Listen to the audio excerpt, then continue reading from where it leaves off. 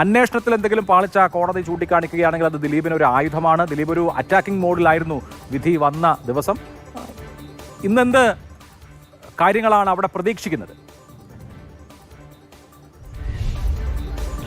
തീർച്ചയായിട്ടും ഈ വിധി പകർപ്പ് കിട്ടാൻ വേണ്ടി തന്നെയാണ് ദിലീപും കാത്തിരിക്കുന്നത്. ആ വിധി എന്താകും എന്നത് തന്നെയാണ്. ദിലീപിനെ സംബന്ധിച്ച് കഴിഞ്ഞ ദിവസം ഇതിൻ്റെ വിധി വന്നപ്പോൾ തന്നെ താൻ കുറ്റവിമുക്തനായതാണ്. എന്നാൽ അതിനുശേഷം ഈ വിധിപ്പകർപ്പ് കിട്ടിയ ശേഷമായിരിക്കും തനിക്കെതിരെ ഇത്തരത്തിൽ ഈ ഗൂഢാലോചന ചുമത്തിയ ആളുകൾക്കെതിരെ, അതായത് ഈ പോലീസ് ഉദ്യോഗസ്ഥർ അടക്കമുള്ള ആളുകൾക്കെതിരെ പേരെടുത്ത് അന്ന് പറയുകയുണ്ടായി.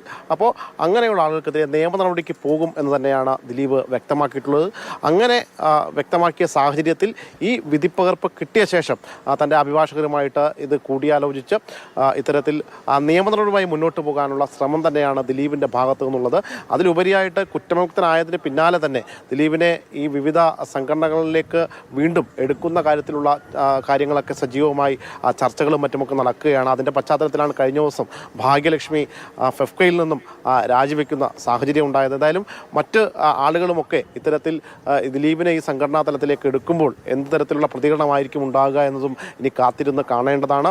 മറ്റൊന്ന് താരസംഘടനയായ അമ്മയിലേക്കുള്ള ദിലീപിൻ്റെ തിരിച്ചുവരവാണ്. ദിലീപ് അമ്മയിൽ നിന്ന് രാജി വെപ്പിച്ചതാണ്, രാജി എഴുതി വാങ്ങുകയായിരുന്നു. ഇനി അമ്മയിലേക്ക് പ്രവേശിക്കണമെങ്കിൽ വീണ്ടും ഒരു കത്ത് നൽകണം. ആ കത്ത് നൽകിയതിൻ്റെ ശേഷം പിന്നീട് അമ്മയുടെ എക്സിക്യൂട്ടീവും മറ്റുമൊക്കെ കൂടിച്ചേർന്നാണ് ദിലീപിന് അംഗത്വം കൊടുക്കണോ വേണ്ടയോ എന്ന കാര്യം വീണ്ടും പരിഗണിക്കുകയുള്ളൂ. അത്തരം കാര്യങ്ങളുമൊക്കെ സജീവമായി നടക്കുകയാണ്. പക്ഷേ ദിലീപിനെ സംബന്ധിച്ച് കുറ്റമുക്തനായതിന് പിന്നാലെ ഇന്ന് വരുന്ന ഈ വിധി, ആ വിധിപ്പകർപ്പ് അത് ലഭ്യമായതിനു ശേഷം മറ്റ് നിയമ നടപടികളിലേക്ക് കടക്കാനുള്ള ശ്രമം തന്നെയാണ്. നിലവിലിപ്പോൾ ദിലീപിൻ്റെ വീട്ടിലാണുള്ളത്. അദ്ദേഹത്തിനെ ആരും തന്നെ ഇവിടെ സെക്യൂരിറ്റികളും മറ്റുമൊക്കെ ചോദിക്കുമ്പോൾ അദ്ദേഹം ഉണ്ടോ എന്നത് സംബന്ധിച്ച് വ്യക്തത വരുത്തിയിട്ടില്ല. ശബരിമല ദർശനത്തിന് പോയി എന്നൊക്കെ പറയുകയും ചെയ്യുന്നുണ്ട്. എന്തായാലും ദിലീപ് ഈ ദിവസം വളരെ കാതോർത്ത് തന്നെ ഇരിക്കുകയാണ്. എന്തായിരിക്കും ഈ പ്രതികൾക്ക് മേലുള്ള ശിക്ഷ, തനിക്കെതിരെയുള്ള ഗൂഢാലോചന കുറ്റം തെളിയിക്കാൻ കഴിയാതെ പോയതെങ്ങനെ, ഏതെങ്കിലും തരത്തിൽ പ്രോസിക്യൂഷന് ഇത്തരത്തിൽ തനിക്കെതിരെ ഗൂഢാലോചന കുറ്റം ചുമത്തത്തിൽ വീഴ്ച വന്നിട്ടുണ്ടോ എന്നടക്കമുള്ള കാര്യങ്ങൾ ദിലീപ് നിരീക്ഷിക്കുകയാണ്.